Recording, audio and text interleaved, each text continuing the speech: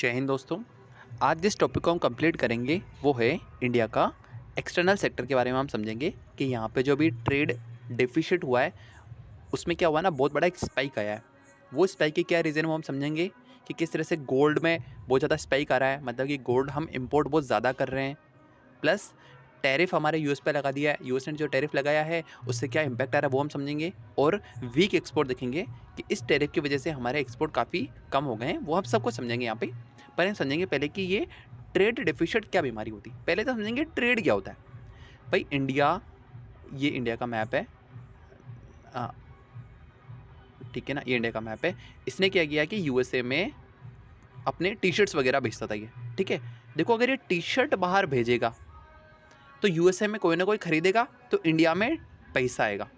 ये पैसा आया, अगर आपके घर में पैसा आएगा तो आपकी इनकम मानी जाएगी ना, आपकी इनकम मानी जाएगी, बिल्कुल इनकम मानी जाएगी। भाई हमारे घर में पैसा है तो हमारी इनकम है। तो मैंने सामान बाहर भेजा, इसको बोलता है एक्सपोर्ट। तो एक्सपोर्ट से क्या होता है, इनकम होती है। एक्सपोर्ट से क्या होता है, इनकम होती। बात समझ में आएगी क्या? क्योंकि भाई टी शर्ट बाहर भेजी यूएसए में, यूएसए में किसने खरीदी तो उसने पेमेंट किया, तो पैसा भारत में आया। अगर आपके घर में पैसा आएगा तो आपके भाई मेरा इनकम आ गई, तो एक्सपोर्ट मतलब होता है इनकम एक तरह से। तो इम्पोर्ट क्या होता है, इम्पोर्ट मतलब कि मैंने यूके से, यूनाइटेड किंगडम से भाई जींसें खरीदी, जीन्स वगैरह मैंने खरीदी, ठीक है ना। अगर मैं खरीदूंगा तो मेरे को पेमेंट करना पड़ेगा ना, तो मैंने पेमेंट बाहर गया। अगर आपके घर से पैसा बाहर जाता है, पैसा बाहर गया, तो आप क्या कहोगे, भाई खर्चा किया मैंने तो एक इम्पोर्ट मतलब क्या हो जाएगा, एक तरह से एक्सपेंडिचर। समझ में आगे नहीं आया, ये खर्चा होता है। तो क्या ज़्यादा होना चाहिए भाई, इनकम ज़्यादा होनी चाहिए एक्सपेंडिचर से। इनकम जो होती है वो एक्सपेंडिचर ज़्यादा होनी चाहिए, मतलब कि एक्सपोर्ट है ना वो ज़्यादा होना चाहिए इम्पोर्ट से। बात समझ में ही नहीं आई। अगर इनकम ज़्यादा है तो मज़ा आएगा, एक्सपेंडिचर कम है तो और ज़्यादा मज़ा आएगा, ठीक है।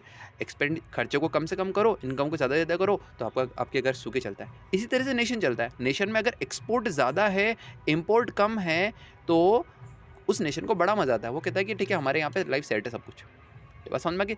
तो जहाँ पे एक्सपोर्ट ज़्यादा होता है, इम्पोर्ट कम होता है, मतलब कि इनकम ज़्यादा है, एक्सपेंडिचर कम है, इसको क्या बोलते हैं, ट्रेड सरप्लस। समझ में आ गया क्या? सरप्लस ज़्यादा है हमारे यहाँ पे ट्रेड, ठीक है। अगर उल्टा मैं बोलूँ कि भाई कि एक्सपोर्ट तो कम है और इंपोर्ट ज़्यादा है, मतलब कि हम कम कमाते हैं और खर्चा ज़्यादा करते हैं, तो इसको क्या बोलूँगा मैं, ट्रेड डेफिसिट। डेफिसिट मतलब कमी है भाई, पैसे की कमी है भाई हमारे पास। समझ में आ गया? समझ में आ गया तक? बिल्कुल समझ में आ गया सर। अब हम बात करते हैं इस आर्टिकल की। जो ट्रेड डेफिसिट था ना हमारा, मतलब कि ये हम खर्चा ज़्यादा कर रहे हैं, इंपोर्ट ज़्यादा कर रहे हैं, एक्सपोर्ट हमारे गिर रहे हैं। ये अक्टूबर 2025 में इतना ज़्यादा कैसे हो गया कि हमारे एक्सपोर्ट बहुत कम हो गए और हमारे इंपोर्ट बहुत ज़्यादा हो गया? ऐसा क्यों हुआ भाई? हमने कमाया कम, हमारी इनकम कम थी और हमने खर्चा ज़्यादा कर दिया। ऐसा क्यों हुआ वो हम यहाँ समझने की कोशिश करते हैं। एक्चुअली में क्या हुआ, अक्टूबर 2025 में लास्ट मंथ में ट्रेड डेफिसिट बहुत ज़्यादा हो गया था। मतलब हमने इंपोर्ट ज़्यादा किया और एक्सपोर्ट कम किया। इंपोर्ट समझ में आ गया ना, ये पूरा इसको याद रखना, इस तरह समझना कि एक्सपोर्ट मतलब इनकम होती। अब अगर हम पैसा तो इनकम होती ना, हाँ, हमने इनकम तो कम की और खर्चा बहुत ज़्यादा किया। अक्टूबर 2025 में क्या हुआ, इंपोर्ट बहुत ज़्यादा बढ़ गए थे और एक्सपोर्ट थोड़े गिर गए थे, ठीक है। इसीलिए हमारा ट्रेड डेफिसिट करीबन $22 बिलियन तक पहुंच गया था। और लास्ट ईयर अक्टूबर में कितना था, सिर्फ 9 बिलियन था। करीबन ये कितना हो गया, ये 2 गुने से भी ज़्यादा हो गया यहाँ पे, ठीक है। मतलब कि अगर 10,000 की शॉपिंग कर रहे हैं अपन, ऐसा खर्चा कर रहे हैं और 5,000 की सैलरी है, तो हमारा जो बैलेंस होगा वो माइनस में चला जाएगा, ठीक है। इसको हम यहाँ बोलेंगे ट्रेड डेफिसिट हो गया भाई हमारे यहाँ पे, ठीक है। डेफिसिट मतलब कमी हो गई, पैसे की कमी हो गई भाई। एक्सपोर्ट इंडिया ने क्या बेचा है, मतलब हमने, इंडिया ने एक्सपोर्ट क्या किया वो हम समझते हैं। इसने किया है मर्चेंडाइज गुड वगैरह, ठीक है ना, जैसे कि कपड़े, ज्वेलरी, मशीन, लेदर, यार्न, ये सब कुछ, बहुत सारी चीज़ें होती है इसके अंदर भी, फार्मा वगैरह सब कुछ आता है। ये मर्चेंडाइज गुड्स होते हैं ना, ये इनकी जो एक्सपोर्ट थी वो गिर गई करीबन 12% से। इनको बोलते हैं फिजिकल गुड्स वगैरह, ठीक है, जिसको एक मर्चेंडाइज गुड बोलेंगे अच्छे वर्ड्स में।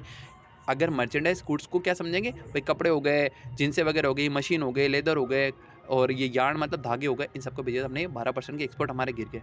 लेकिन हमारा जो सर्विसेज था, वो सर्विस एक्सपोर्ट हमारा करीबन 12% से ये ग्रो कर गया। ये तो 12% से नीचे गया और ये 12% से ऊपर गया। प्रॉब्लम गुड्स में है, इन गुड्स में हो रही है, ठीक है ना। सर्विसेज तो फिर भी अभी तक थोड़ा बहुत चल रहा है, ठीक है। यूएस का जो टैरिफ था इंडिया के एक्सपोर्ट पर, कितना इम्पैक्ट है वो हम समझने की कोशिश करते हैं। अमेरिका ने इंडिया के कुछ प्रोडक्ट्स पर 50% तक टैरिफ लगा दिए। सही बात है। इससे इफेक्ट क्या हुआ कि सितंबर में यूएस को जो एक्सपोर्ट जा रहा था यूएस को जो हम माल बेच रहे थे, यूएस वाले हमें पैसा भेज रहे थे ना, वो करीबन 20% से गिर गया, ठीक है। और अक्टूबर में थोड़ा रिकवरी हुई, पर ओवरऑल ये अभी भी डाउन ही है, करीबन ये 9% का आपका डाउन ही चल रहा है, ठीक है। ये अपना यूएस की बात कर रहे हैं, ठीक है। अगर एग्जांपल समझें कि अगर आप 100 रुपये की चीज़ यूएस में बेचते थे, पहले हमने इंडिया की जो टी शर्ट थी ना, इंडिया की टी शर्ट थी वो यूएसए में 100 रुपये में बिकती थी, लेकिन इसने कहा कि मैं 50% का टैरिफ लगाऊंगा, मतलब कि अब वो टी शर्ट कितने में, कि 150 में बेचेगी। तो यूएसए में जो जॉन रहता है, वो जॉन क्या कहेगा, अरे यार कि पहले तो 100 की टी शर्ट आती थी, अब 150 की आती है, तो भाई कि मैं तो इसको अब नहीं खरीदूंगा, ये तो महंगी हो गई। इंडिया वाले महंगी टी शर्टें बेचते हैं, तो इंडिया का माल बिक ही नहीं रहा, इसलिए हमारे यहाँ पे देखने को मिल रहा है कि यहाँ पे हमारा एक्सपोर्ट गिर ही रहा है। बायर क्या बोलता है कि ये महंगा हो गया, मतलब भाई कभी और लेंगे, चाइना का माल लेते हैं, वो सस्ता पड़ता है, ठीक है। कौन से सेक्टर सबसे ज़्यादा हिट हुआ है वो समझने की कोशिश करते हैं कि यूएस इन सारे सेक्टर्स, जो नीचे सेक्टर्स है ना, इन सेक्टर्स के सबसे बड़ा बायर है, जैसे कि जेम्स हो गया, केमिकल हो गया, इंजीनियरिंग गुड्स हो गया। इंजीनियरिंग गुड मतलब कि ये पाने हो गए, स्क्रू हो गए, और बड़ी बड़ी मशीन हो गई, वो वाली चीज़ें। लेदर हो गया, कॉटन, यार्न मतलब धागा है ना, मैन मेड यार्न हो गया, जूट हो गया, इन सबका बड़ा ये बायर था। मतलब कि हम इसको बहुत ज़्यादा एक्सपोर्ट करते थे, लेकिन देखो सब में माइनस माइनस आ रहा है, मतलब कि 30% के आसपास ज्वेलरी का जो एक्सपोर्ट था वो गिर चुका है।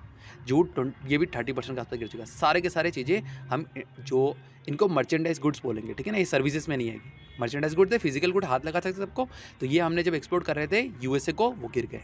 दिखती बात है, क्योंकि 50% का टैरिफ लगा दिया, महंगी होगी चीज़ें। सिंपल एग्जांपल, यूएस दुनिया का सबसे बड़ा ज्वेलरी का बायर है, ठीक है, और टैरिफ लगा दिया तो ज्वेलरी एक्सपोर्ट 30% गिर गए। हमने दिखती बात है, और गिरेंगे क्योंकि महंगी होगी चीज़ें वहाँ पे। इंपोर्ट की बात करते, इंडिया ने ज़्यादा क्या खरीदा एक्सपोर्ट में। हम टी शर्ट बाहर भेजते हैं, अगर बाहर भेजेंगे तो अगला पैसा भेजेगा, पैसा आएगा घर में, तो हम क्या कहेंगे भाई कि पैसा कमाया हमने। और हम अगर यूके से, ये यूएसए की बात होती है, ठीक है ना, अगर यूके से मैं जीन्स वगैरह खरीदता हूँ तो मेरे को पैसा बाहर देना पड़ेगा, तो मैं क्या कहूँगा, मेरा खर्चा हो गया। इसको बोलेंगे इम्पोर्ट, इसको बोलेंगे एक्सपोर्ट। बात समझ में आ गया। तो इंडिया ने ज़्यादा क्या खरीदा, हमने जीन्स वगैरह जैसी इंडिया में क्या क्या चीज़ें मंगाई वो देखते हैं। अक्टूबर 2025 में हमारा इंपोर्ट 15% बढ़ गया था, ये बहुत गलत हो गया। देखो हमें है ना इनकम ज़्यादा करनी थी, एक्सपोर्ट ज़्यादा करने थे और इंपोर्ट कम करने थे, पर ये उल्टा हो गया। हमारे एक्सपोर्ट गिर गए और सॉरी इंपोर्ट हमारे इंपोर्ट्स बढ़ गए। हमें इंपोर्ट्स कम करना होता है, ये खर्चा है,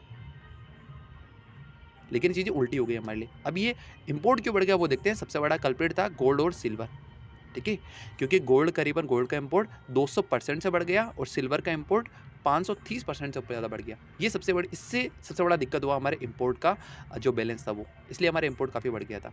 अब ऐसा क्यों हुआ भाई? अक्टूबर 2025 में ऐसी क्या बात है कि उसमें गोल्ड का इंपोर्ट बढ़ गया? क्योंकि हमारे अक्टूबर में क्या आता है, धनतेरस और दीपावली आता है, इसलिए इंडिया में फेस्टिवल था, तो गोल्ड बाइंग काफ़ी ज़्यादा थी। भाई 60,000 का हो, 70,000 का हो, 1.5 लाख का हो, कितना का होगा, लोग बाग तो खरीदते हैं, वो तो खरीदेंगे, कोई दिक्कत नहीं उसमें, ठीक है। इसलिए हमें हमारा जो गोल्ड इंपोर्ट था वो काफ़ी बढ़ गया। क्या अक्टूबर सिर्फ एक दीपावली इफेक्ट था? हाँ, ये कह सकते हैं दीपावली इफेक्ट। भाई अक्टूबर में हमारा इंपोर्ट की बात करें तो हाँ, हमारा गोल्ड और सिल्वर इसलिए बढ़ा क्योंकि दीपावली और धनतेरस था, अदरवाइज तो हर महीने हमारा नॉर्मल इंपोर्ट होता है इनका, गोल्ड और सिल्वर का। हम एक्सपोर्ट की बात करते हैं अक्टूबर की, कि वहाँ पे दीपावली इफेक्ट था क्या? एक्सपोर्ट में ऐसा नहीं था, क्योंकि यूएस ने ट्रैफिक इशू इसका टैरिफ लगा दिए थे, तो टैरिफ की इशू की वजह से हमारा एक्सपोर्ट गिर गया था। अभी हमारे टॉक्स चल रहे हैं, डायलॉग चल रहे हैं यूएसए के गवर्नमेंट के साथ में, और अगर टैरिफ हटेगा तो हमारा एक्सपोर्ट में अगेन वापस जंप देखने को मिलेगा। और हमारे इंपोर्ट्स की बात करें तो हाँ, दीपावली का जो गोल्ड में स्पाइक आया था ना, जो गोल्ड को हमने बाहर से मंगाया था, वो हर महीने नहीं होता है, सिर्फ और सिर्फ वो दीपावली या धनतेरस पे ही होता है। लेकिन लोग बाग अब इन्वेस्टमेंट के लिए गोल्ड में बाइंग कर रहे हैं। क्यों? शेयर मार्केट जो है ना, वो भी टैरिफ की वजह से बहुत ज़्यादा शेयर मार्केट भी जो यूएसए की टैरिफ लगाने के बाद में बहुत स्लो हो चुका है। तो लोग बाग क्या कहते हैं, यार गोल्ड में पैसा लगाओ, गोल्ड में पहले 70,000 का भाव था, आज 1.5 लाख का भाव हो गया, पैसे डबल हो रहे हैं यहाँ पे, तो सब गोल्ड को यहाँ से लगाने लग रहे हैं। मतलब कि अगर फिजिकल गोल्ड की बात करो तो दीपावली की वजह से आया था, और इन्वेस्टमेंट की वजह से भी हमने गोल्ड को काफ़ी बाइंग की। मतलब कि इंपोर्ट स्पाइक जो था वो टेम्परेरी था, ये बात तो सही है। दीपावली सबसे बड़ा कल्प्रिट था, हमारे लिए तो बहुत अच्छा था, लेकिन इंपोर्ट के लिए कल्प्रिट था। ये एक आर्टिकल कह रहा है, मैं नहीं कह रहा हूँ। नेक्स्ट 3 मन का क्या फोरकास्ट है? एग्जिम बैंक है ना, एक्सपोर्ट इंपोर्ट बैंक होता है, उसका क्या प्रेडिक्शन है कि जो अगले 3 महीने, ठीक है ना, अगला जो क्वार्टर रहेगा अक्टूबर दिसंबर वाला, इसमें मर्चेंडाइज एक्सपोर्ट, मर्चेंडाइज मतलब कि वो कपड़े ज्वेलरी वगैरह, उसमें करीबन 114 बिलियन का हम एक्सपोर्ट करने वाले हैं, करीबन 5% की हम ग्रोथ करने वाले हैं। ठीक है, सिचुएशन अब थोड़ी बहुत स्टेबल लग रही है। एग्जाम बैंक समझ में आता है ना, एक्सपोर्ट इंपोर्ट बैंक वाला, ठीक है, समझ में आता होगा। समरी क्या है यहाँ पे कि ट्रेड डेफिसिट बढ़ा। हमारा ट्रेड डेफिसिट मतलब कि हमने एक्सपोर्ट कम किया और इंपोर्ट बहुत ज़्यादा किया, बाहर से माल हमने बहुत मंगाया और हमने खुद ने बहुत कम बेचा बाहर। ऐसा क्यों हुआ? क्योंकि एक्सपोर्ट जो था वो यूएस के टैरिफ्स की वजह से गिरे, प्लस दीपावली में गोल्ड और सिंपल की वजह से इंपोर्ट काफ़ी ज़्यादा हो गया।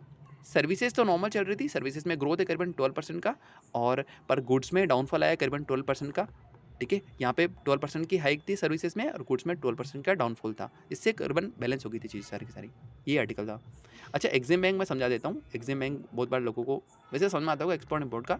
जैसे कि फॉर एग्जांपल है ना, अडानी साहब को केनिया गवर्नमेंट में केनिया के अंदर एक रोड बनानी है, ठीक है। तो केनिया की गवर्नमेंट भी चाहेगी हमारे यहाँ पे रोड बन जाए। क्यों? क्योंकि केनिया की गवर्नमेंट भी इतनी ज़्यादा रिच नहीं है कि वो रोड बना सके, और अडानी यहाँ पे रोड बनाएगी तो अडानी को प्रॉफिट होगा। क्यों? केनिया की गवर्नमेंट को पेमेंट करेगी, ठीक है। लेकिन केनिया की गवर्नमेंट का पैसा नहीं है, लेकिन वो चाहती है हमारे यहाँ पे डेवलपमेंट हो, हमारे यहाँ पे रोड बने और स्कूलें बने, सब कुछ बने, लेकिन इसके पास पैसा नहीं है। तो एग्जिम बैंक किसको पैसे देगा? अडानी को देगा या केनिया को देगा? ये अडानी को नहीं देगा, ये केनिया गवर्नमेंट को देगा एग्जिम बैंक। समझ में आया? ये एग्जिम बैंक केनिया को क्या देगा? लाइन ऑफ क्रेडिट देगा, मतलब एक तरह से छोटा सा लोन देगा, सब वो सस्ते भाव पे। वो क्या क्या केनिया को कि यार मैं आपको लोन दे रहा हूँ तो आप ऐसा करो कि अडानी साहब को तो पेमेंट करो ताकि ये आपका रोड वगैरह बना दे, और आप हमें कम इंटरेस्ट रेट पे पैसे दिए जाना। समझ में आया नहीं आया?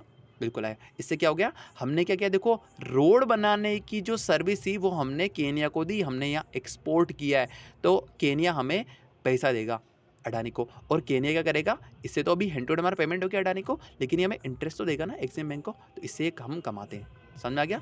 एग्जिम बैंक यहाँ से कमाता है, ये एक्सपोर्ट करके इसको बोलते हैं एक्सपोर्ट इंपोर्ट बैंक, इस तरह से एक्सपोर्ट करते हैं सर्विसेज, ठीक है ना। ये रियल लाइफ का एग्जाम्पल है, ठीक है। क्योंकि अभी मैंने अडानी का नाम लिया, लेकिन दूसरी कंपनी थी, उन्होंने इस तरह से रोड बनाया था केनिया में, क्योंकि मैंने इसको पढ़ा था इसलिए मेरे को पता ही वाला। और एग्जिम बैंक ने मुझे भी लगा था कि अडानी को देगा, लेकिन ऐसा नहीं होता है। ये क्या करते हैं? केनिया गवर्नमेंट को पेमेंट करती, और केनिया गवर्नमेंट है ना इस तरह से अडानी को पेमेंट करती कि यार आप हमसे पैसे लो, और बाद में केनिया गवर्नमेंट इंटरेस्ट चुकाती रहती है और मूल चुकाती रहती है एग्जिम बैंक को। बात समझ में आया पूरा का पूरा? ठीक है। इससे क्या फ़ायदा होता है? देखो, केनिया को सस्ते भाव में भी लोन मिल गया, प्लस यहाँ पे रोड भी बन गया, यहाँ पे डेवलपमेंट भी हो गया। इस तरह से वर्क करता है सारी चीज़। Thank you.